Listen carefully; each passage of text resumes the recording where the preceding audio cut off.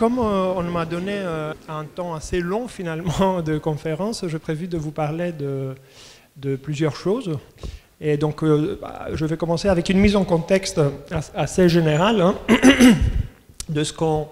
Excusez-moi, de questions énergétiques et de transition énergétique et de la manière dont les humains, l'humanité, les sociétés consomment de l'énergie. Donc en fait, moi je vois deux types de consommation qui sont une fois énoncés, c'est trivial, mais ça permet de regrouper de manière simple des choses qui sont très différentes par ailleurs. Donc la première manière de consommer de l'énergie, bien évidemment, c'est par le métabolisme biologique. Hein. Donc chacun a une puissance biologique qui se mesure en watts et qui est donc la mesure du flux énergétique, hein, de la rapidité avec laquelle un système comme un corps est capable de transformer l'énergie. Mais on consomme aussi, et donc nous sommes à peu près la seule espèce animale sur Terre à faire ça, de l'énergie de manière exosomatique, parce qu'on domine d'autres systèmes, donc des animaux d'élevage et des machines techniques. D'accord ? Et donc on a cette typologie-là, entre endosomatique et exosomatique. Et bien évidemment, si on réfléchit à la source et de chacune des consommations, pour tout ce qui est biologique, donc y compris le corps humain et les animaux d'élevage, on va consommer du soleil. Donc ça, c'est un invariant. Il n'y a pas de transition énergétique là-dessus. On va toujours consommer du soleil à travers l'agriculture. Et puis, pour tout ce qui est de la consommation d'énergie technique par les machines, là, par contre, il y a des transitions qui dépendent des technologies, de ressources qu'on trouve, et de toute une série de choses, de l'organisation sociale. Et en fait, finalement, l'organisation sociale découle des types d'énergie que nos machines vont consommer. Bref. Et donc, il y a une dissociation très profonde dans l'analyse de cette consommation. Et donc, vous avez d'un côté les sciences agricoles, zootechniques, etc., qui s'occupent de la consommation métabolique, finalement, et toute une série d'autres disciplines, et comme la physique, l'électronique, l'ingénierie, la thermodynamique, qui va s'intéresser aux machines. Donc il y a une dualité, une distinction, un fossé dans notre capacité à traiter ces questions-là. Alors, donc l'agriculture a une longue histoire. Donc il y a une émergence d'une nouvelle surface en fait sur Terre. Là, je vous montre une figure qui reprend un peu l'évolution de 4 types d'occupation de sol sur 2000 ans. En bleu, vous avez les terres, les écosystèmes naturels, d'accord ? Et en vert et jaune, vous avez l'agriculture décomposée entre terres arables et prairies. Donc aujourd'hui, nous sommes arrivés à l'échelle mondiale à occuper près de 50% des terres bioproductives totales à des fins agricoles.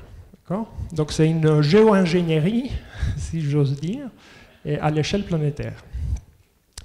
Pourquoi on fait ça? Pour élever, donc, pour nourrir le métabolisme humain et animal. Et donc je vous montre sur cette figure-là, de manière assez simplifiée, la croissance de la puissance biologique humaine et de tous les animaux d'élevage confondus en ligne rouge. Et donc on voit en fait que la croissance démographique, c'est un phénomène connu, on sait que nous sommes de plus en plus nombreux sur Terre, mais la croissance des populations animales est encore plus forte. Et donc ces animaux, on en fait quoi? On les mange, d'accord? Donc pour vous donner un ordre de grandeur, nous sommes 8 milliards d'humains sur Terre. Si on compte les animaux d'élevage en équivalent humain, on en arriverait à une trentaine de milliards. Donc c'est ça les ordres de grandeur derrière. Alors, il y a plusieurs interactions, et ce que j'appelle l'intrication, entre les systèmes agroalimentaires et énergétiques, d'un point de vue, enfin énergétique, je veux dire d'énergie technique, d'accord. Premièrement, c'est que l'agriculture, c'est le plus grand système, le plus étendu sur Terre pour capter le flux solaire. Et aujourd'hui, dans la problématique de la transition énergétique, on veut capter le flux solaire avec des panneaux photovoltaïques et d'autres technologies. L'agriculture fait ça depuis une centaine de siècles. Donc c'est le convertisseur solaire le plus étendu sur Terre. Mais les systèmes de production et de distribution de biomasse consomment de l'énergie technique aujourd'hui par les machines ou de l'énergie par les animaux de travail, donc on va en parler, par le passé. Dans les projections de transition énergétique actuelles, on veut qu'il y ait de la biomasse renouvelable de substitution aux énergies fossiles dans les décennies à venir. Donc l'agriculture devra continuer à nourrir les humains, les animaux d'élevage et des machines techniques sous forme de biocarburants. Et puis, avec la transition énergétique qui consiste donc à capter le soleil avec des panneaux photovoltaïques, par exemple, il risque d'y avoir des compétitions d'usage des sols à travers l'agrivoltaïsme, par exemple, sur une très grande partie des terres donc l'étendue reste à définir.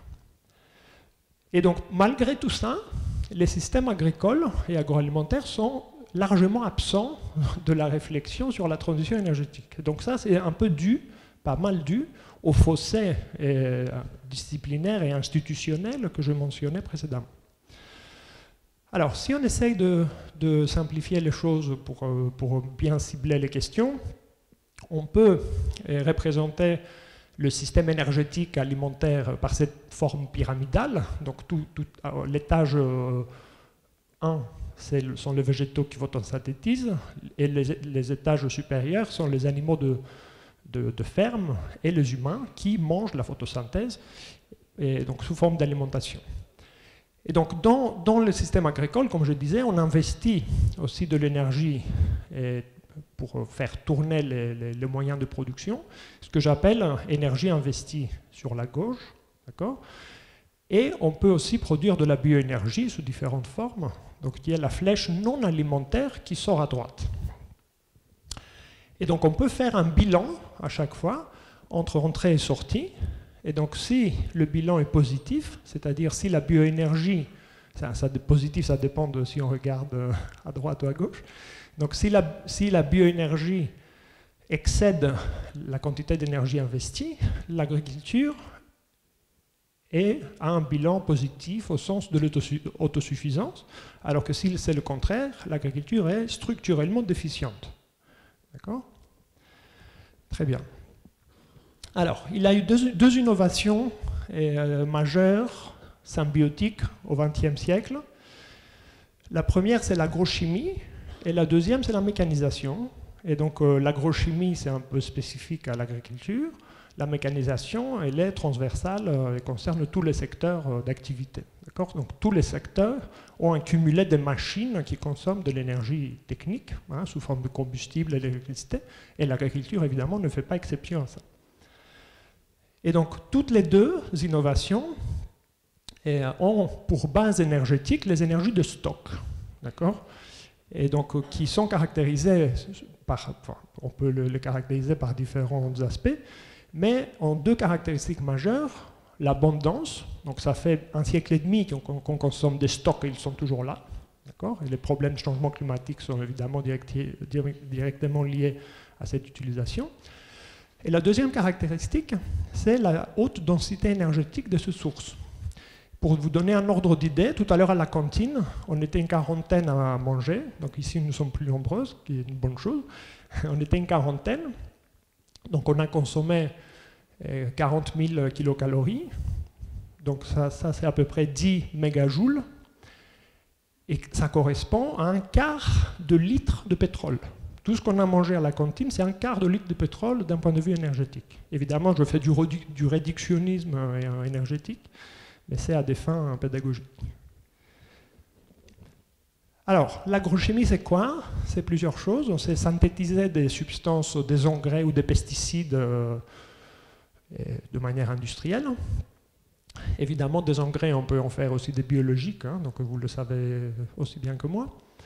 Et donc, la manifestation la plus emblématique de l'agrochimie au XXe siècle, c'était la synthèse artificielle et par aberboche de l'azote atmosphérique pour en faire des engrais. Et donc ça a permis à la production totale de s'envoler, donc les rendements agricoles ont beaucoup augmenté, etc. Et donc c'est ça qui a permis de nourrir de plus en plus d'humains et de plus en plus d'animaux. Évidemment, il y a la question de la pollution, c'est-à-dire que les engrais, c'est une ressource. Comme toutes les ressources, on les utilise avec une efficacité qui n'est pas de 100%. Donc plus on utilise de cette ressource, plus on va en perdre, étant donné notre facteur d'efficacité. Donc finalement, la pollution environnementale est une fonction de la quantité produite. Avant tout, évidemment, moyennant ces facteurs d'efficacité globale que je représente de manière simple par la petite équation en bas à droite. Alors l'agrochimie en France, c'était quoi? C'était donc la modification finalement du mix de fertilisation des cultures. Donc ce que vous voyez ici, c'est l'évolution du mix d'engrais azotés depuis 1880 jusqu'à récemment, qui montre en bleu clair la pénétration forte et croissante jusqu'aux années 80 des engrais industriels, d'accord? Et en ligne rouge, vous avez la croissance de la production végétale au cours du temps, d'accord?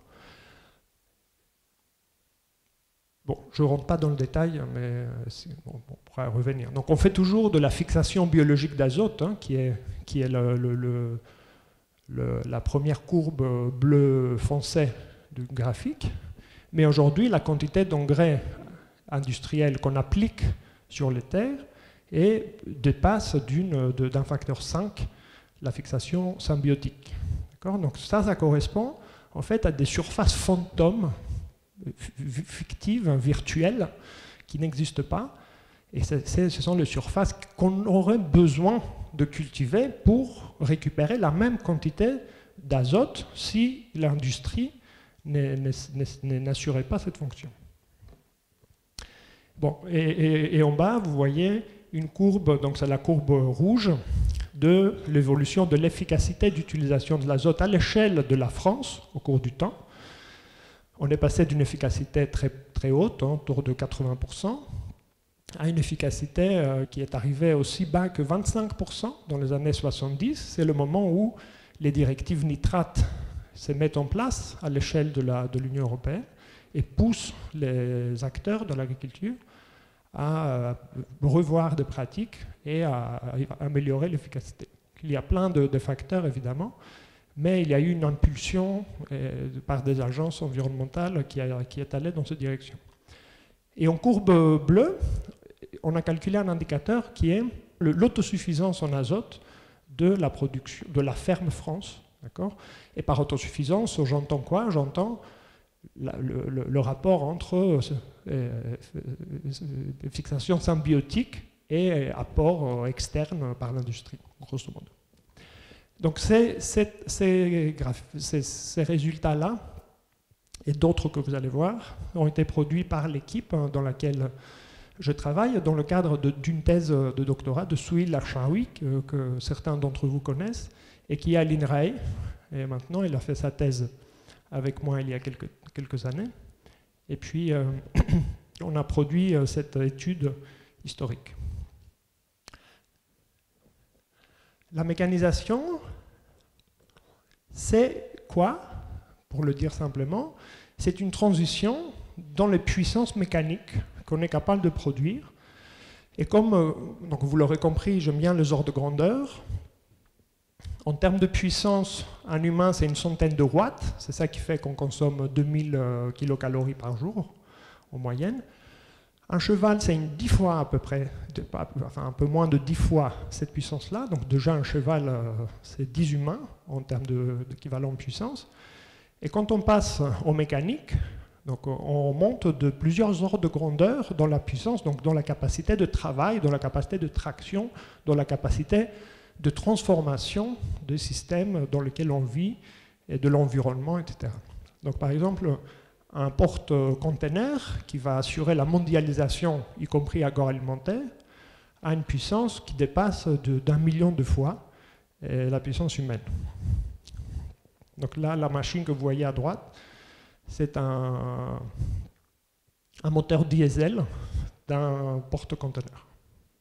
C'est assez gigantesque. Le camion, qui est gigantesque aussi, a l'air minuscule à côté de ça. Donc une figure pareille, qui permet de capter un tout petit peu l'écart entre puissance biologique et mécanique, est proposée ici. Donc le vivant est tout à droite, donc l'humain, le cheval, la vache, etc., tous sont à peu près la même puissance. J'ai énoncé un facteur 10, mais un facteur 10 c'est rien à côté des puissances mécaniques. D'accord ? Et en fait, la sélection que je fais des objets représentés ici, c'est une sélection qui correspond aux machines qu'on retrouve dans une chaîne agroalimentaire mondialisée. Ça va jusqu'aux camions, silos, trains et porte-conteneurs, etc. Alors, la mécanisation en France, c'est quoi? Donc, cette transition dans la puissance. Donc, vous voyez dans la figure au haut à gauche, on a retracé dans la thèse de Souil, dans le cadre de la thèse de Souil, l'évolution des moyens de travail en France sur la même période 1880 jusqu'à aujourd'hui. Et donc en rouge, on voit la baisse du nombre d'agriculteurs. Les autres courbes qui baissent montrent la baisse du nombre des animaux de travail. Et la seule courbe qui monte, je vous laisse deviner qu'est-ce qu'elle représente. Donc c'est le nombre de tracteurs au cours du temps, et des moyens mécaniques, les moissonneuses, batteuses, etc. Et donc ça s'est traduit en un équipement de plus en plus important par unité de surface finalement de l'agriculture nationale. Donc c'est la courbe à droite, là, en rouge. Donc on a multiplié par 10 la puissance par hectare disponible, donc de travail, de terre. Et ça s'est aussi traduit par un agrandissement très fort, une recomposition de la taille des exploitations. Donc une exploitation de 100 hectares aujourd'hui ne fait peur à personne. Il y avait quelques exploitations de 50 ou de 100 hectares au début du XXe siècle, mais elles étaient peu nombreuses. Et donc comment est-ce qu'on est arrivé à ça? C'est que par la mécanisation, on a beaucoup fait baisser le temps de travail nécessaire à l'hectare, parce que la puissance mécanique a monté de manière considérable. Donc quand on baisse le temps de travail, on a plus de temps pour travailler plus d'hectares. Donc on a multiplié la taille des exploitations. Donc c'est la figure en bas à droite qui montre, donc je ne rentre pas dans le détail, l'évolution du mix de taille des exploitations au cours du temps. Toujours en France. Donc des deux choses l'une, agrochimie et mécanisation, a donné lieu à une transition énergétique qui est représentée dans cette figure-là, sur la période 1880 et aujourd'hui. Donc la partie gauche du graphique, avec en bleu et en vert, correspond à la période pré-industrielle, où le travail des terres et finalement l'énergie dans l'agriculture est assurée par des moyens biologiques, et agriculteurs et animaux de travail, qui se font remplacer, et donc en parallèle, s'est fait remplacer aussi l'énergie qui anime ces systèmes par des machines et des énergies fossiles. C'est la partie en rouge du graphique. Donc le rouge correspond à la consommation directe des fermes. Direct, c'est quoi? C'est le combustible finalement qu'on va acheter pour faire tourner le parc de nos machines et au niveau des exploitations. Et la partie violet, plus haut, correspond aux engrais de synthèse qui consomment aussi des énergies fossiles, notamment du gaz naturel, et que les agriculteurs consomment de manière indirecte, parce que ce ne sont pas eux qui synthétisent les engrais, évidemment, ce sont des grosses installations industrielles. On achète le sac avec le granulaire d'engrais, mais donc ça consiste à une consommation indirecte. Donc la figure du bas, je vais expliquer uniquement la courbe en vert, montre, comme pour l'azote, l'évolution de l'indicateur autonomie énergétique au niveau à l'échelle de l'agriculture française, qui passe de 100%, parce que les fermes sont à 100% autonomes énergétiquement, puisque les animaux de travail consomment le fourrage produit par ces fermes pour faire tourner le système. Et donc cette autonomie baisse à près de 0% aujourd'hui, parce que le combustible des machines provient de l'industrie énergétique, évidemment, extérieure. Ça veut dire que l'agriculture, à partir des années 60, n'a plus à se soucier de mettre de côté une partie de la biomasse qu'elle produit pour pouvoir fonctionner, d'accord ? Et elle s'est focalise, elle se spécialise dans la production alimentaire uniquement, quoi. D'accord ? Par contre, il y a des choses qui se sont passées à l'intérieur. Le système a évolué et pouvait se passer de l'autosuffisance énergétique. Et là, donc, ce qui s'est passé, c'est qu'on a redirigé une bonne partie de la biomasse qui servait à nourrir des animaux de travail vers des animaux alimentaires, c'est-à-dire à viande et à lait, quoi. Donc en fait, là, dans cette figure-là que vous voyez, vous avez l'axe des abscisses horizontales qui montre la quantité de biomasse qui va au cours du temps, qui nourrit au cours du temps les animaux de travail, et on ordonnait la quantité de biomasse, de fourrage, qui nourrit les animaux qui produisent du lait et de la viande. Donc il y a une transition, en fait, et le temps est représenté en troisième dimension par le code couleur, une transition très claire qui correspond à cette redirection finalement du fourrage entre le travail et la production de produits animaux.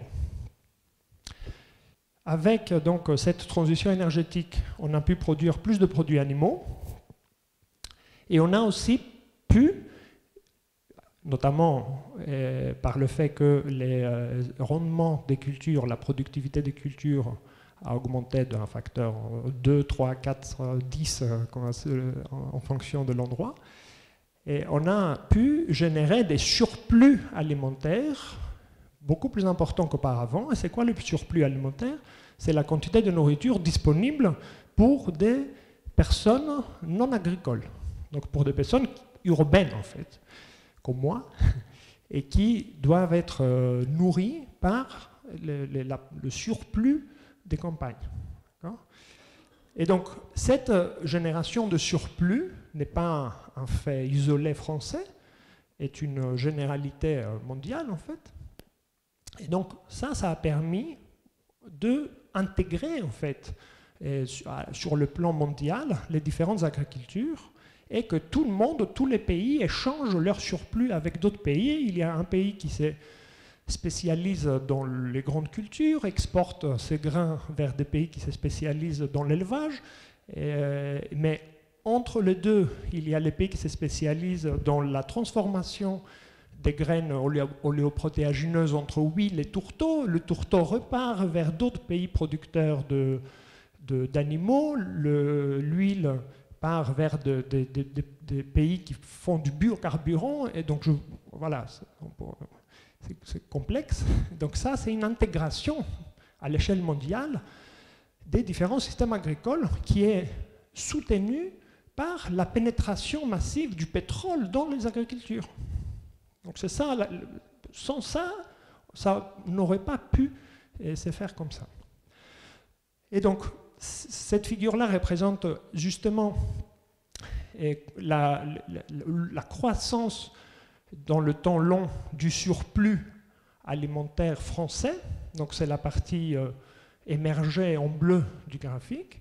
La partie basse du graphique ici montre la disparition de l'autosuffisance énergétique, c'est-à-dire de la quantité d'énergie investie qui reste dans l'agriculture pour faire tourner. Donc ça disparaît et le surplus s'envole. D'accord ? Donc les agricultures, comme je disais, s'intègrent à l'échelle mondiale. Je ne rentre pas dans le détail, mais c'est ce qui représente ces deux figures-là. Et donc c'est la quantité produite en échelle logarithmique à l'échelle mondiale sur les 40 dernières années par rapport à la quantité commercialisée à l'échelle mondiale, tout sous-produit confondu par grande catégorie de produits. C'est-à-dire on a les céréales, la viande, les oléoprotéagineux, le café, le cacao, etc. Je vous passe les détails. Et donc, cette intégration, finalement, pousse à la spécialisation. Donc, il y a des pays qui se spécialisent dans la production des calories, comme la France, par exemple, dans les grandes cultures. D'autres pays, comme l'Espagne, pour prendre un autre exemple européen, se spécialisent dans les fruits. Il y a moins de calories dans les fruits que dans les céréales. Donc, en fait, de cette manière-là, il est possible de représenter un autre indicateur qui est le taux d'autonomie calorique à l'échelle mondiale. En fait, on se retrouve avec une poignée de pays qui sont bleus, qui sont les pays excédentaires en calories, et un grand nombre de pays déficitaires, représentés en jaune, qui sont dépendants pour leur alimentation de ces petits nombres de pays exportateurs. Alors, fin du pétrole, c'est une possibilité. Quel substitut? C'est une question. Mais une autre question derrière, c'est comment comparer la consommation d'énergie, donc le pétrole de l'agriculture, avec la production d'énergie, de biomasse de l'agriculture. Tout à l'heure, je vous ai dit que les calories consommées à la cantine, c'était un quart de litre de pétrole. Et donc, je vous pose donc un petit quiz. À votre avis, qu'est-ce qui est plus important en termes de quantité d'énergie? Le fourrage consommé par l'élevage français aujourd'hui, donc les animaux produisant des protéines animales. Et réponse B, les surplus caloriques, y compris consommés en France et exportés à l'international, ou la quantité d'énergie que l'agriculture consomme sous forme de pétrole. Et les trois, donc la comparaison que je vous propose, c'est en équivalent biomasse. D'accord ? Donc la réponse, pour ne pas perdre de temps, c'est la réponse A. D'accord ? En fait, c'est le cheptel français à viande et à lait qui consomme 2 fois plus de calories équivalent biomasse que l'ensemble de machines qui travaillent dans l'agriculture. Alors, donc, agriculture biologique et fin du pétrole, qu'est-ce que ça veut dire? Ça veut dire en fait qu'il peut y avoir un changement, peut-être structurel, dans la quantité d'énergie consommée. Parce que l'agriculture biologique a plusieurs avantages. L'un parmi ces avantages, c'est qu'il n'y a pas d'engrais, il n'y a pas de pesticides, donc il n'y a pas la consommation d'énergie indirecte liée à ces types d'intrants. Donc ça s'en va. D'accord ? En revanche, comme les pesticides, par exemple, sont épandus pour faire face aux adventices, et donc l'alternative c'est de les gérer mécaniquement, ça risque d'avoir un rebond de consommation d'énergie directe lié aux bineuses qui doivent être utilisées avec des passages supplémentaires pour gérer ça. En plus de ça, il y a dans l'agriculture biologique un recyclage d'éjection à la fois humaine et animale, enfin animale plutôt, et éventuellement humaine dans le futur, parce que pour l'instant la réglementation interdit le recyclage des excréta humains dans l'agriculture comme engrais, et donc qui vont peut-être nécessiter des consommations supplémentaires pour assurer ce recyclage. Donc en fait, ça, ce sont des questions que l'on se pose, d'accord, et lorsqu'on veut faire des analyses de bilan. Donc avec Souheil Arshawi, on a essayé de faire un petit modèle très très simple en fait, qui pose la question suivante: comment évolue la quantité d'énergie consommée dans un système biologique en fonction de certaines variables clés. Donc, qu'est-ce qu'on a élu comme variable clé? La quantité d'aliments pour animaux, ce qu'on appelle alpha-crop. Le alpha-crop, c'est la fraction de la récolte totale de grains qui ira nourrir des animaux d'élevage, donc qui sera dévié de l'alimentation humaine vers l'alimentation animale. Et la deuxième variable, c'est la part des prairies dans les terres agricoles totales. Donc la part qui n'est pas prairie, c'est des terres arables. La troisième variable, c'est l'efficacité d'utilisation des nutriments, donc combien on récolte par rapport à ce qu'on épand. Et la quatrième variable, c'est le taux de recyclage des déjections animales, le bêta, et humaine, le rho. D'accord ? Et une deuxième question qui émerge, donc qui commence à être traitée par une thèse de doctorat de Cyprien Dromi, qui a commencé il y a quelques mois, c'est est-ce que la temporalité des travaux agricoles sont une variable pertinente à considérer dans cette modélisation. D'accord ? Donc pourquoi la temporalité? Parce que c'est la temporalité qui définit la distribution de la demande énergétique au cours du temps. Aujourd'hui, on allume la machine, c'est maintenant qu'on consomme, et donc avec les énergies fossiles, il n'y a pas d'enjeu, en fait, parce que l'énergie fossile, c'est du stock. On a le bidon de pétrole et de pétrole non routier quelque part, on peut le mobiliser quand on veut. Dans le cas de la transition vers des flux renouvelables, la temporalité importe parce qu'il faut que la demande puisse être satisfaite avec une production qui varie en fonction de variations du flux. Et les variations du flux sont imposées. Ce n'est pas un choix, comme la mise en route du moteur à combustion. Donc, la petite modélisation montre un certain nombre de choses qui ne sont peut-être pas si intéressantes que ça pour toutes, mais certaines si. Bon, par exemple, ici, vous avez la quantité d'énergie investie en fonction de la part donc du alpha-crop, qui est la part du grain de la récolte qui va nourrir les animaux d'élevage. Et qu'est-ce qui se passe? C'est que quand on nourrit plus d'animaux, et donc ça c'est pas le cas des ruminants mais plutôt de monogastriques, on a plus de bâtiments d'élevage qui doivent être en partie chauffés et ventilés, surtout dans le cas des volailles, et donc ça induit des consommations d'énergie autres, d'accord, parce qu'on fait plus d'élevage. Donc ça n'a rien à voir avec la quantité de grains qu'on récolte, mais la quantité de grains permet de faire plus de volailles, et donc il va y avoir une consommation accrue d'électricité, par exemple, au niveau des bâtiments.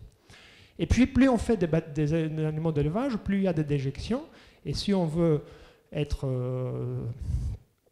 vertueux, on a une plus grande quantité à gérer en termes de recyclage. Donc en fait, finalement, l'augmentation de l'élevage induit un peu plus de consommation d'énergie, notamment à travers les bâtiments et le recyclage de déjection. Mais la sensibilité est très faible. Donc on voit que la courbe, en fait, qui est l'empilement de trois courbes du fond du graphique, a une pente très faible. La courbe qu'on appelle Y-food, c'est la quantité de surplus alimentaire finalement, parce que quand on nourrit plus d'animaux, il y a moins de protéines végétales disponibles pour les humains, donc la capacité nourricière baisse, mais ça c'est une autre question. Et donc, pour faire très rapidement, les trois autres figures, donc ça c'est l'alpha-crop, donc les trois autres ici représentent respectivement l'impact sur la quantité d'énergie investie, du taux, donc la part des prairies dans les terres totales, de l'efficacité d'utilisation des engrais et de la quantité de déjection recyclée. Donc en fait, le résultat le plus emblématique, saillant, et donc je vais me focaliser sur ça, c'est que finalement, l'agriculture biologique comme elle est moins productive à cause de la limitation des engrais que l'agriculture conventionnelle, et là, elle se retrouve finalement à avoir des terres arables qui sont relativement proches en productivité que les prairies. Les prairies étant, donc, dès qu'elles peuvent plus facilement abriter des légumineuses, donc finalement ont une productivité, une fertilisation par fixation qui tend à égaler un tout petit peu la productivité des terres arables. Donc finalement, mais les prairies nécessitent moins d'investissement en énergie que les terres arables parce qu'il y a moins de labour ou pas de labour, il y a moins de passage en général. Donc finalement, dans un système qui est relativement peu intensif en énergie comme l'agriculture biologique, faire plus de prairies représente un avantage énergétique. C'est un résultat théorique de modélisation, évidemment, l'idée c'est de pouvoir débattre derrière et de pouvoir s'entraider dans la compréhension du problème. Et bon, ça, c'est peut-être intéressant en 30 secondes. Donc, on a aussi étudié la quantité de bioénergie qui peut potentiellement être produite au niveau d'une exploitation en fonction de ces mêmes variables. Et donc, par exemple, à condition d'avoir des dispositifs de méthanisation, la quantité d'élevage peut donner lieu à plus de déjection, donc à une plus grande quantité de matière méthanisable, et donc qui pourra aider à regagner de l'autonomie énergétique de l'agriculture, donc sécuriser le fonctionnement énergétique de l'agriculture face à la raréfaction du pétrole.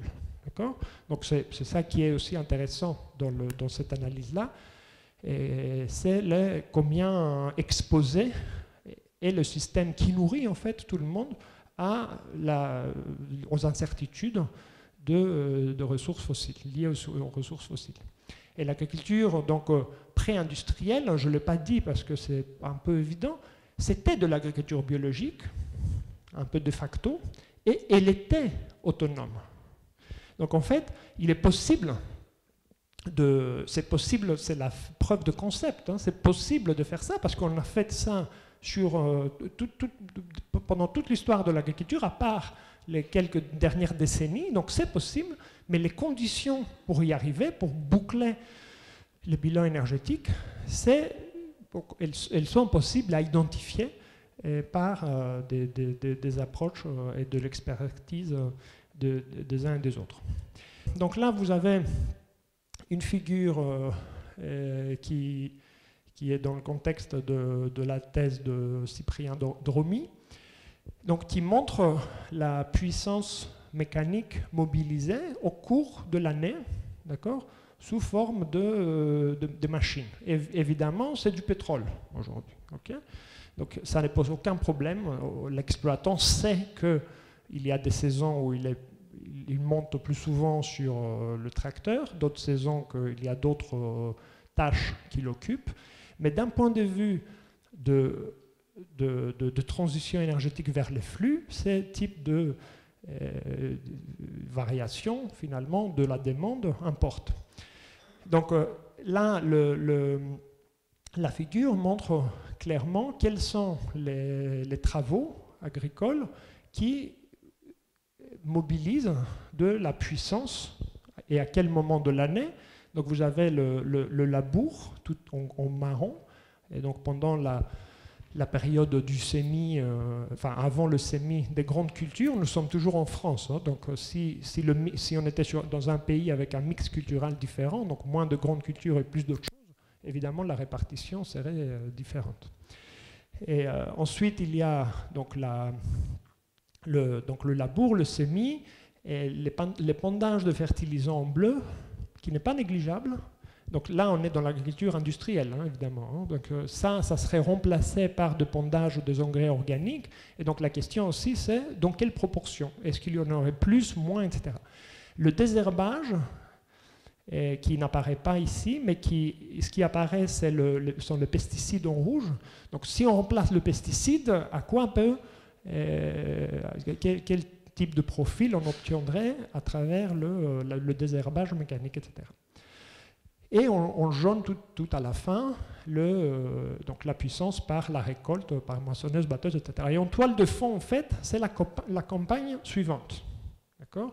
Et donc, il y a une superposition aussi parce que donc, les deux campagnes ont un petit chevauchement. Et donc, ça mobilise des engins, de la puissance encore plus importante, etc. Et donc, finalement, l'intégrale, donc la somme de la puissance est égale à l'énergie, et donc ça, c'est une manière de valider, finalement, l'approche. Et quand on fait la somme de la puissance consommée au cours du temps, on doit retrouver la quantité d'énergie que rapporte Agreste, par exemple, à l'échelle de la France, qui est l'échelle d'études. Donc, la même chose exactement, mais avec un découpage non plus par type de travail, mais par type de culture. Donc là, est représenté directement le mix culturel du pays. Donc, comme on est en France, il y a le blé, les céréales d'hiver qui priment et qui sous-tendent la hauteur des pics. Donc, évidemment, le gros de la consommation d'énergie, de puissance en agriculture, c'est lié au travail des sols, c'est lié au champ, en fait, d'accord. Mais il y a aussi les bâtiments qui consomment. Donc, tout à l'heure, j'évoquais rapidement le fait que quand on a plus de volailles, on doit chauffer plus de bâtiments, etc. Et donc, on s'est posé aussi la question dans le cadre d'une autre étude, d'une autre thèse de Marie-Cécile Dupas. On s'est posé la question, qu'est-ce qui se passe en fait si on branche un bâtiment avicole directement, de manière délocalisée, isolée, sur un parc de production d'énergie renouvelable, d'électricité renouvelable, photovoltaïque et éolienne. Donc on peut avoir que du photovoltaïque, que de l'éolien ou un mix énergétique intermédiaire. Donc en fait, la question qu'on se pose, c'est est-ce qu'on arrive à faire face aux fluctuations de la demande, oui ou non? Les fluctuations de la demande, c'est lié à la météo. Les poules, surtout les poussins, donc, sont élevés dans des bâtiments hyper spécialisés qui doivent être chauffés à 31 degrés en plein hiver, alors qu'il fait 0 dehors. Donc vous avez des déperditions énergétiques colossales, en fait, thermiques, au niveau des bâtiments. Donc est-ce qu'on est capable de faire face à ces pics de consommation avec des sources fluctuantes liées à l'intermittence du solaire et du vent. D'accord ? Et donc, je vais faire très rapidement. La réponse est non et oui en même temps. Et si on a une configuration avec une capacité de stockage très élevée, non contrainte, nous on aime bien en physique dire infini, donc le stockage ce n'est pas une contrainte en fait. Infini ça ne veut pas dire qu'il n'y a pas de borne, hein, mais c'est que ce n'est pas une contrainte. Là on arrive évidemment, effectivement, à stocker en été du soleil et à fournir l'électricité de chauffage nécessaire à la ferme en hiver. Donc on produit en été et on consomme en hiver. Sauf que ça, c'est du stockage intersaisonnier et même les énergéticiens se disent « Oh là là, on ne sait pas faire ça, c'est trop compliqué. » Voilà. Et donc, donc, je vais passer tous les détails. Quel est l'enseignement de tout ça? C'est que on a construit des systèmes agricoles sur la base d'énergie fossile qui sont des systèmes hyper spécialisés. Ils se sont beaucoup spécialisés.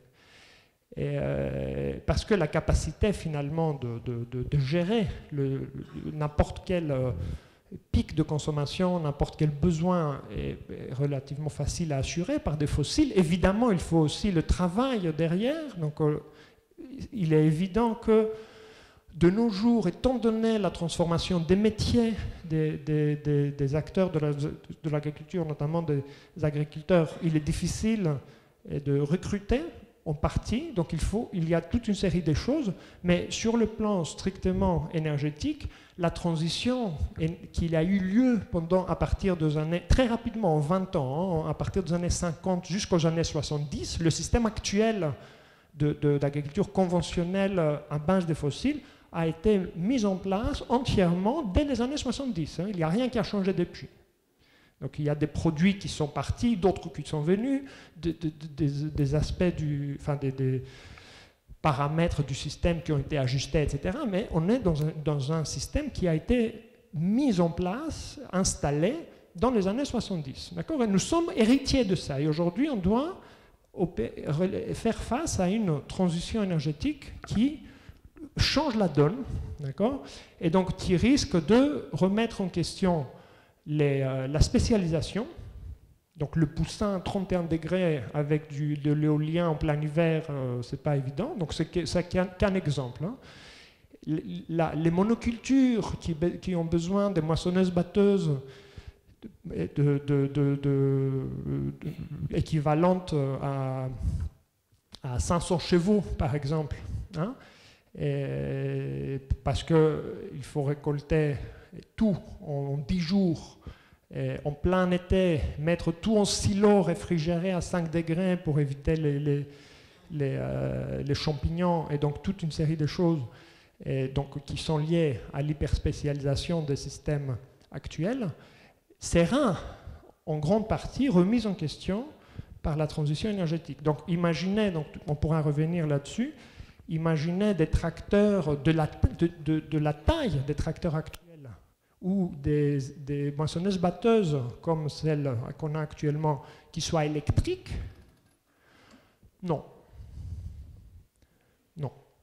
Donc, tout l'enjeu, en fait, c'est la capacité d'adapter en permanence les systèmes techniques, en permanence aux changements liés à la transition énergétique, donc parmi d'autres changements environnementaux. Donc il faut pouvoir adapter les usages, les technologies pour être en phase avec les caractéristiques des ressources actuelles qui sont différentes des ressources précédentes.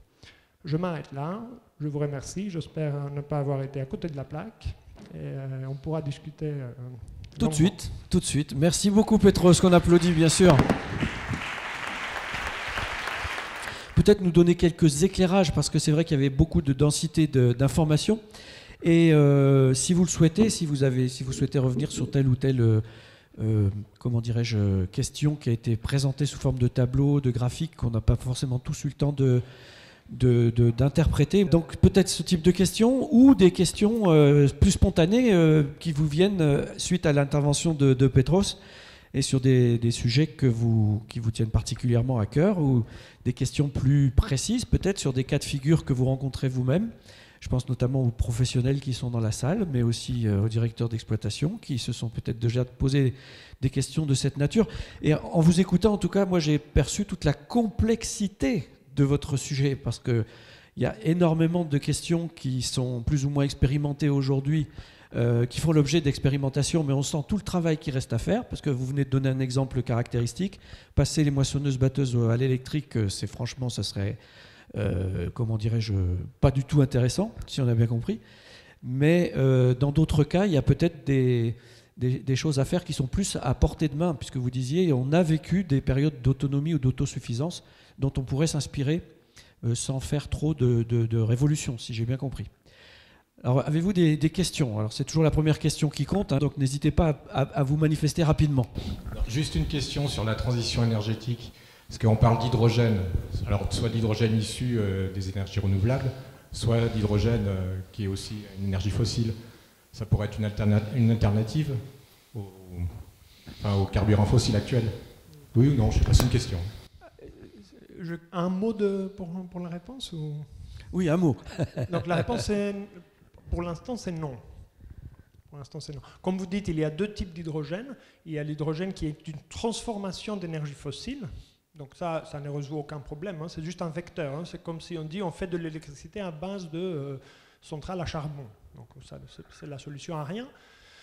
Et donc, mais l'industrie aujourd'hui utilise beaucoup d'hydrogène fossile, parce qu'il y a plein de procédés qui ont besoin d'hydrogène comme matière première. Donc l'hydrogène est un vecteur, mais issu d'une source primaire fossile. Donc ça, c'est une question indépendante. La question, c'est l'hydrogène dit vert, donc issu de l'électrolyse de l'eau à base d'éoliennes, de photovoltaïques, etc., ou bien l'hydrogène naturel qui serait qui produit par des formations géologiques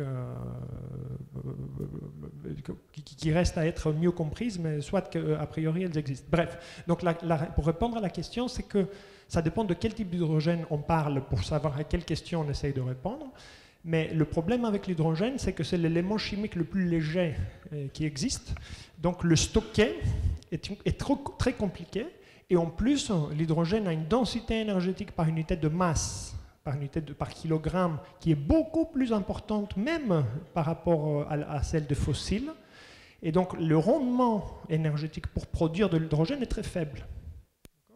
Donc si on a une unité d'hydrogène, 1 kilogramme d'hydrogène, on aura consommé, enfin, kilogramme c'est peut-être un joule d'hydrogène, une unité énergétique d'hydrogène, on aura consommé 4 unités énergétiques éoliennes, éolien, solaire, etc., dues à cette perte de charge du rendement. Ouais.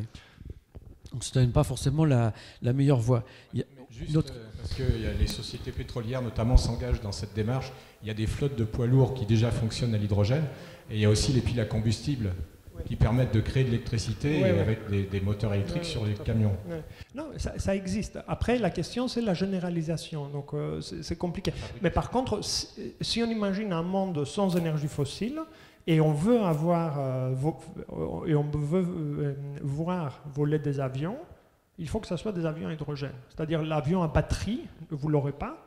Donc, certains usages actuels ne pourront être maintenus que à condition que l'hydrogène devienne un vecteur à grande échelle. Mais pour l'instant, on n'y est pas pour des raisons techniques, sociétales et de... Bon. Alors, je me permets une question connexe finalement que vous m'avez inspirée avec cette intervention sur l'hydrogène. On a bien compris qu'il y a certaines pistes technologiques qui sont encore assez loin de notre portée, en quelque sorte. Mais pour revenir à vos fondamentaux tout à l'heure, par exemple, vous disiez que l'équivalent de ce qui était consommé pour la traction animale, par exemple, s'est reporté aujourd'hui sur les produits animaux que nous consommons. À l'époque, ça m'a inspiré un souvenir de famille. Je pense que c'était mon grand-père qui a dû faire ses études agricoles dans les années 1920-1930, à qui on disait à l'époque, je me rappelle, il disait sur 100 kg de blé, il fallait en prévoir 15 kilos pour la semence de l'année prochaine, puisque c'était évidemment du ressemis, et il fallait en prévoir 15 kilos pour la traction pour le cheval. Voilà le rendement qu'il pouvait espérer, c'est-à-dire qu'il y avait déjà 30% qui étaient occupés pour ça, dont 15% pour alors dans les rendements de l'époque. Hein. Alors je me demandais si, à travers le biais de la biomasse, il n'y avait pas des choses à faire. Notamment, alors pour parler d'énergie renouvelable aussi, par exemple la méthanisation, je sais qu'il y a eu quelques petites expérimentations qui ont été faites pour voir, de même qu'on peut brancher le poulailler directement sur des panneaux solaires ou des éoliennes, est-ce qu'on peut imaginer d'utiliser une partie du végétal produit sur l'exploitation ou à l'échelle d'un territoire donné pour faire par exemple du méthane de traction, par exemple. En autoconsommation, quelle que soit l'échelle, hein, je ne sais pas. D'un point de vue énergétique, c'est tout à fait possible et souhaitable. C'est une question logistique avant tout, à mon sens. C'est-à-dire qu'il faut prévoir les différentes étapes, les filières qui pourraient permettre cette mise en connexion du méthaniseur, enfin déjà des résidus qui rejoindraient un méthaniseur, le méthaniseur qui aurait accès à un réseau local de gaz ou à des camions gaziers, etc., pour transporter, etc. Donc c'est une question logistique. Mais d'un point de vue énergétique, effectivement, le biogaz, il faut le réserver à la combustion, c'est-à-dire garder le même moteur thermique qu'on a aujourd'hui pour différents engins et profiter du biogaz pour remplacer le fossile, sachant que le biogaz a une densité énergétique similaire au pétrole, donc il peut faire tourner des engins de la même taille que le pétrole. Okay. Donc tout à fait. Ce qu'il ne faut pas faire, donc là j'espère ne fâcher personne, ce qu'il ne faut pas faire, c'est de faire de l'électricité à partir de biométhane, de biogaz. Ça c'est absurde Là, d'un point de vue Là, énergétique. le rendement s'écroule sur le plan énergétique. Merci. Moi, j'avais une autre piste par rapport aux énergies. Alors, je ne suis pas du tout physicienne, mais je sais que dans ce qu'on produit, il y a au moins un quart à la moitié de l'alimentation produite qui est jetée.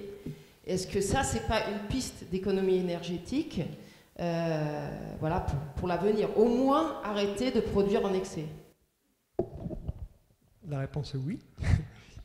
Et même, c'est une double piste d'économie énergétique, parce que d'un côté, on économise ce qu'on jette, et de l'autre côté, on économise tout ce qu'on investit pour produire ce qu'on va jeter. Donc c'est une double piste, c'est essentiel. Après, la question qu'il faut se poser aussi, c'est pourquoi est-ce qu'on jette? Donc, pourquoi est-ce qu'on jette? Ça, c'est une vraie question, alors que les sociétés n'auront jamais plus des dispositifs de conservation que nous, en fait. Donc, les chaînes du froid aujourd'hui sont infaillibles, enfin, pratiquement, quoi. Donc, on ne jette pas parce qu'on est mal équipé, on jette parce qu'on a on baigne dans l'abondance, donc ça c'est une question culturelle et socio-économique, et aussi parce que finalement certaines chaînes logistiques, bien qu'extrêmement bien équipées sur le plan technique, ne sont pas efficaces. Donc il faut, à mon sens, identifier les problèmes et aller les régler, quoi. Je ne saurais pas dire comment, hein, mais effectivement, le constat est absolument effroyable. Une question, là on est surtout sur des problématiques énergétiques. Est-ce qu'il y a d'autres études parmi vos collègues qui peuvent mettre en rapport cette consommation énergétique avec le côté économique et le côté aussi pollution, aussi bien par le CO2, les fertilisants, les pesticides en général, parce que il me semble que de le voir que du point de vue énergétique, c'est pas suffisant, parce que notre monde malheureusement ne tourne pas encore que vers l'énergie et l'économie prime encore aujourd'hui. Il me semble qu'il faut faire un rapport déjà par rapport à l'énergie, mais aussi par rapport aux pollutions et du coup aux effets néfastes sur la santé, l'environnement, et tout ça, ça peut être bénéfique aussi énergétiquement si on se passe sous tous ces pesticides. Je fais cette remarque parce que si j'ai bien compris, vous allez me corriger, il vaut mieux faire du désherbage chimique que faire du désherbage mécanique. Merci. Vous avez parfaitement raison de pointer le fait que ces questions-là sont multifacettes. Donc l'énergie n'en est qu'une. Il y en a d'autres, donc je ne me serais jamais permis à hiérarchiser différentes pratiques, comme les pesticides par exemple, dans lesquels le volet énergétique est minime par rapport à d'autres volets, les hiérarchiser sur la seule base de comparaison énergétique. Donc ça, non. Donc si je donnais cette impression-là, j'en suis pas responsable. Enfin, je n'aurais pas voulu être. C'est pas intentionnel. C'est pas du tout intentionnel. Alors, donc effectivement, il y a plein de recherches qui portent sur des aspects autres que l'énergie. D'ailleurs, les questions énergétiques dans l'agriculture sont très peu regardées. C'est récemment que ça a commencé, et ça a commencé plus. Enfin, c'est un courant très minoritaire, quoi, des gens en structure de recherche à l'université qui regardent ça. Donc l'essentiel de ce qu'on regarde en termes d'impact des systèmes agricoles, c'est sur les nutriments, donc traditionnellement c'est ça, ou les pesticides, etc. Donc il y a plein de travaux qui regardent le lien entre le régime de fertilisation ou d'intrants de l'agriculture et la qualité de l'eau, la qualité des sols, la qualité de l'air local, etc. Donc là, il y a des bibliothèques entières de littérature qui traitent ces questions-là. Et donc, effectivement, oui, il faut mixer. Oui, il faut mixer. Et peut-être que je ne sais pas s'il y a une suggestion latente dans ce que vous dites. Je devrais peut-être enlever les pesticides de l'analyse. Parce que pour ne pas donner cette impression erronée que voilà. Par contre, une réalité derrière, c'est que l'industrie, indépendamment de l'impact environnemental et sur la santé des pesticides, qui est colossal, on ne peut pas imaginer pire en fait. Hein. Et donc il y a la pollution nucléaire, mais à part ça, la radioactivité. Quoi. Mais donc les pesticides, c'est colossal. En revanche, l'industrie qui fabrique les pesticides est hyper efficace. Donc en fait, elle va consommer peu d'énergie pour un grand tonnage de pesticides. Et donc le travail mécanique de désherbage risque en réalité d'être plus énergivore que le même résultat par le biais de la chimie. Et ça fait partie des résultats déroutants en fait. Parce que ça peut être utilisé à mauvais escient aussi, et donc servir comme appui pour défendre une pratique néfaste par ailleurs par rapport à une autre. Donc, ce qui est aussi très important, toujours à ce propos, c'est de choisir, comme vous dites, hein, les bons indicateurs et aussi les bonnes unités de comparaison. Et l'agriculture biologique, de manière générale, comme elle est moins productive que l'agriculture conventionnelle, lorsqu'elle est comparée à l'agriculture conventionnelle, donc par hectare, elle a une moins bonne performance que la conventionnelle, alors que par unité de tonne, elle est mieux placée. Donc l'unité fonctionnelle de comparaison est aussi hyper importante. Mais il faut, dans le discours, et donc ça, je suis désolé si je donnais cette impression, il faut blinder en fait les contours pour ne pas laisser place à des mauvaises interprétations erronées. De même que vous disiez tout à l'heure, effectivement, Soline, ça m'avait frappé dans le même sens. Il y a plein de paradoxes apparents ou pas d'ailleurs qui méritent d'être creusés, comme vous disiez tout à l'heure.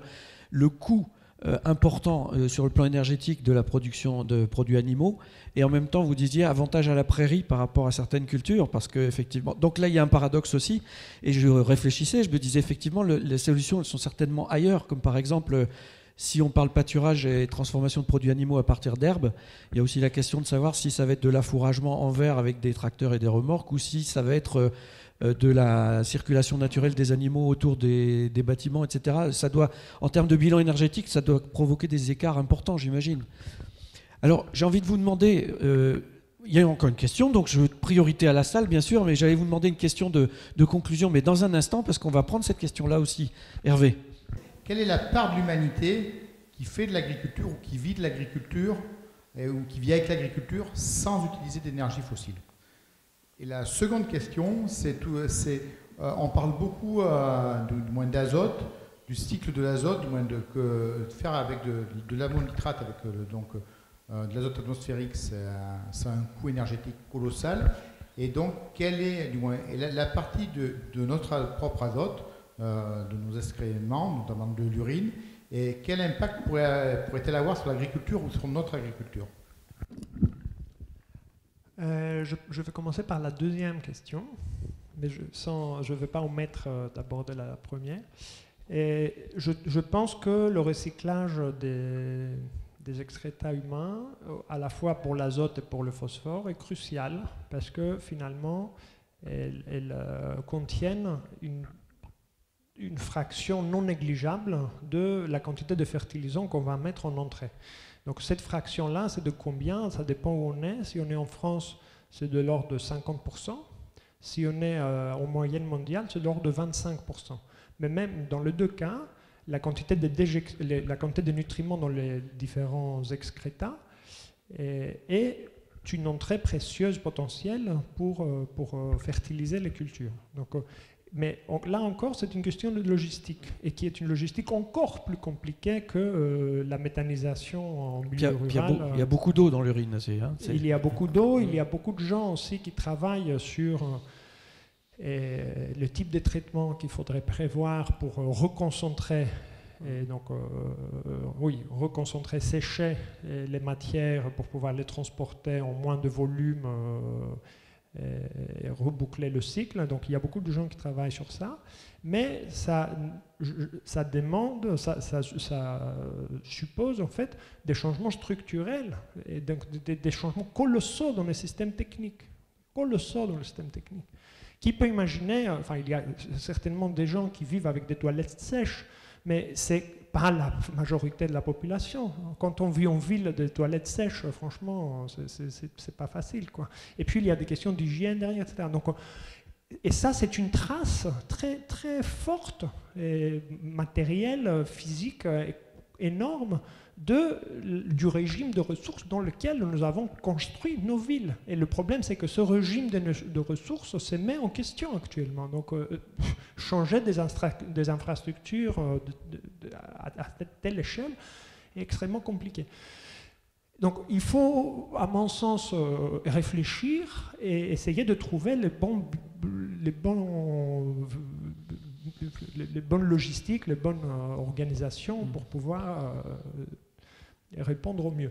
Pour la première question, je n'ai pas de chiffres en tête, mais c'est une question très compliquée parce que tout le monde...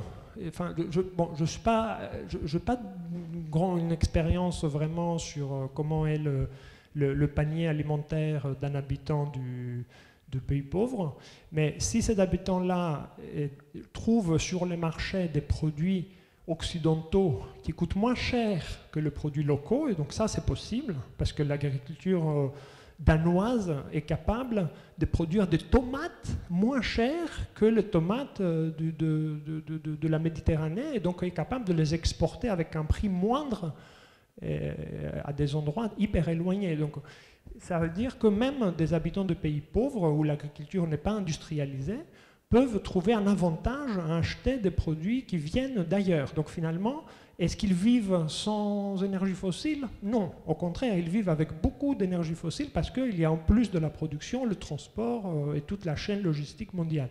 Autre élément qui peut paraître anecdotique, mais il n'est peut-être pas tant que ça, c'est que quand on boit du café, on est connecté directement au Nicaragua qui en exporte. Et donc je ne sais pas comment le Nicaragua produit le café, ou la Côte d'Ivoire, ou le cacao. Donc en fait, il y a une intrication tellement forte qui s'est construite sur des décennies au niveau de la transformation agroalimentaire à l'échelle mondiale, qu'il est très difficile de commencer à tirer le fil et trouver le bout du fil. En fait. Juste là, dans la conclusion, j'ai l'impression d'entendre qu'on est plus sur le problème d'un système que de nos comportements de chacun.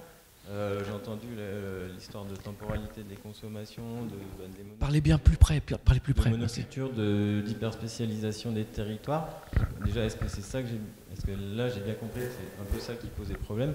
Et derrière ça, c'est quoi les leviers pour qu'on change, quoi? Parce que finalement, c'est un système global qui doit changer. C'est pas tant nous, chacun. On peut finir là, je peux partir. Non, mais effectivement, il faudrait que vous reveniez.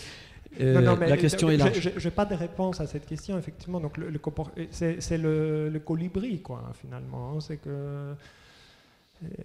oui, nous sommes pris dans une toile aussi tellement complexe et c'est très difficile d'avoir un impact par des comportements individuels. Mais les comportements individuels, déjà, il y a. Hein, donc le panier alimentaire, c'est chacun de nous qui le décide assez largement. Donc, bon, des fois, il n'y a pas autre chose. Aujourd'hui, à la cantine, par exemple, il y avait de la viande et du poisson. Donc, il y avait des légumes aussi.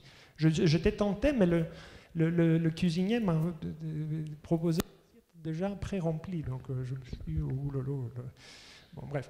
Donc, effectivement, c'est caricatural, mais effectivement, le choix alimentaire est un vrai choix, pas seulement énergétique, hein, mais est un vrai choix. Est-ce qu'il y en a beaucoup d'autres? Je ne sais pas. Oui, il y en a certainement, il faut le trouver. Le problème, comme vous dites, hein, c'est que nous sommes saturés des systèmes techniques et des machines et des infrastructures qui sous-tendent tout type d'activité humaine finalement. Donc son passé, c'est très compliqué. Déjà, je vous donne un exemple qui est très parlant. L'informatique. Qui vit sans informatique aujourd'hui? Certainement certaines personnes, mais pas beaucoup. Sans Internet. Donc si on vit avec Internet, je ne vous dis même pas d'avoir le iPhone 12, je ne sais pas où on en est, 15, je ne sais pas quoi. Donc vivre avec Internet, ça veut dire qu'on vit avec des décennies d'innovation technologique derrière les technologies de l'information et de la communication. On vit avec les satellites, les fusées qui ont mis les satellites en orbite. On vit avec tous les réseaux électriques communicationnels, etc. Donc on est... Petros, une toute dernière question, si vous voulez. Alors, la première chose pour moi, c'est de améliorer ou pousser au maximum l'efficacité d'utilisation des engrais. Donc, la perte de nutriments dans l'environnement, c'est une source de pollution, de dégradation qui est complètement délirante et qui consomme peu d'énergie. C'est-à-dire la fabrication de nitrates, c'est énergivore, mais c'est optimisé, pour encore une fois, depuis un siècle. Donc en fait, on en est arrivé à produire beaucoup avec une quantité d'énergie importante, mais avec finalement, tout compte fait, c'est une efficacité importante. Donc il y a une dégradation environnementale à l'échelle planétaire par la perte des nutriments de l'azote fixé qu'il faut arrêter. Donc améliorer l'efficacité d'utilisation, c'est le premier point. Deuxième point, c'est à mon sens, et donc là encore je n'ai pas du tout l'expérience du terrain, c'est d'essayer de valoriser les résidus de biomasse. Donc les pailles, les déjections animales, donc tout ce qui est matière organique non enfouie dans le sol. Et ça vaut le coup d'essayer de le valoriser avec un coût énergétique le plus faible possible. D'accord ?